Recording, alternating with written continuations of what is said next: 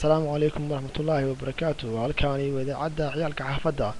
maanta waxaa marti inoogu ah idaacadda ciyaalka xaafadda nin lagu magacaabo Jango oo ka mid ah dhalinyarada degan South Africa kaasi oo aan doonayno in aan ka wareysano waxyaabaha ka soo cusboonaaday South Africa haddii ahaa laheeday dhibaatooyinka loo geysto dadka degan dukaamada locationada iyo weliba hantidooda oo la boobo mudane Jango bal wareysi gaaban naga sii waxyaabaha ka jira locationada South Africa. السلام عليكم ورحمة الله وبركاته. وحاوي كجرة ماشان برنامجات قالات آد وبدن ولا سوكو بكرن طبعا هدان هرقلو وحاكبر قلادات كلا ساو سو بدن سو مالي ولا اسكدي لا دبت لوجي سنة سايدي هاي إدو دي سنة أي سجرن مركا قالات كاس آد وين ماشان كجرة المفروض بيعد علي عيد حقه وتمجرته عيد هي لسه مجرته قف كستو ودنك دولة دلوش waxay tiri waayahay xirabana sigiliisay ilaa had ilaa wad wax muddo muhiim ah laga hayo ma jirto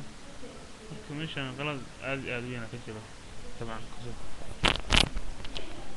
kaasi wuxuu ahaa Jango oo ka warbixinayay waxyaabaha ka jira South Africa haddana waxaan doonaynaa in aan weydiino maadaama xalay ay ku beegnaaday taariikhdii Happy New Year 2008 dhamaadkiisii iyo 2009 bilowgiisii mudane Jango warbixin naga sii xalay sidee looga dabaaldegay magaalada Cape Town gaar ahaan Bloemfontein ay aad ugu badan tahay Soomaalida bal faahfaahin naga sii Soomaalida halka ku nool xalay si fiican bay u dabaaldegtay waayo sanadkan isku mid ahayn oo sanadkan qashuuc aad ka muuqdo dadka badankooda oo sanadkooda laakiin farxad oo muujinayay oo sanadka hore waxa weeye qof oo wax dib loo geysto ma jiro laakiin sanadkan dadka inta ka sii bateen oo aad magaalada si u buuxaan waayo waxa keenay dhibaato aad u badan ma jiraan nin shaqay karo ma jiro nin dukaankiisa shalay u furnaa maanta joogi karo magaalada wax ku qasbay asaas weeye laakiin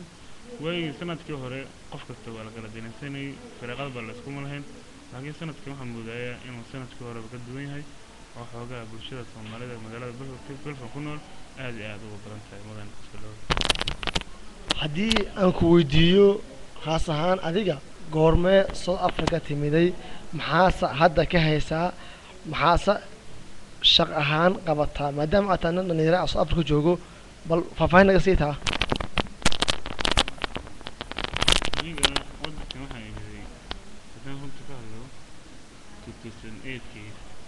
بشي أفراد أخذ عصاقري طبعا إلا هذا ما وحن لكوسي لبي قحري بربر هذا إلا واجا مسلين وحن جوا مجالنا وان شقية هذا شقدي ما حكاي ميزلوش عن شوية هذا شقية لكن سومالي بدنا ضد لما يلصق شيء بدنا مجالنا شغلان كويسو ما يقدر إلا كل الخرج كسبحه قف كل مجالات ولا شغلان لكن وما نقاسين نقدم حالات كل بيصير سنة كور دوت كبرنا مجالات نوصل وش اللي 7 كي 8 كي مشان وكسر دريس لكن 6 كي 5 كي 6 جو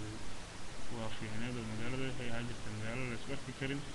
وما هرب من الأسبوع شيء كريم بيس قفة على كذا لكن دوت سنة كان جوجو أنا صرت عصب حالي جميل لين جوجو لكوسي وحلي ولقي أبد ما أكن في أفريقيا أنت جو سنة كأني أقول على ما ولي مين قال weli waxaan ku jirnaa wareysigii gaabnaa oo la yeelanay Jango haddana waxaan doonaynaa in aan wax ka weydiino waxyaabaha ku kalifay mudan Jango ma ii sheegi kartaa Soomaalida inta badan waxaa la sheegaa in kuwa dukaamada joogo ay baac iyo waxyaabo ay caag ku kaadsan ku xaraan baco maxaa ku kalifay in ay baac ku xaraan caagna ku kaadiyaan bal ma ii sheegi kartaa كلفي إني بعض عاج أنت بقول كاريان نفطورة وهذا دي ما أنت الباب كفره ما بيحكر نفسي سوى عفسنا يا وحبة الوقا بنا يا قرب الوقا بنا يا الدبا الوقا بنا يا بكل بحنا قد وحبة الوقا بنا يا إنه بعك كوكاري إنه بعض ما دبع كحارة نفسي سوى جيسي ونقول ما هو كراعيسه ما وبيحكر فنان همي إستدعى ما نتبه هسك اللي هذا marka dhibaatada Soomaaliya waddanka aad iyo aad si fiican Soomaaliya uga haysa meeshaan guri iska daa hunguri iska daaya dhib baaba meeshaan laga kulmaado haddaan kusoo tasho qof kastaba 8 jir haado 20 jir haado meel baa ku yoordaa laakiin maga xorriye ma aha karo habeenkii marka la gaaro saacadahan 2 saac barka 3 saac barka waa inuu tuunju caag wanka wafa ku kaadiyaa habeen kale bac ku kaadiyaa intaas ay u dhaxaysaa halkaasi waxaan kusoo gabagabeynaynaa waraysigii gaabnaa oo nala yeelanay mudane jango waa inoo berito saacaddu markay tahay 9 o'clock ama 9 aroor subaxnimo waad mahadsantihiin kulligiin daawadayaal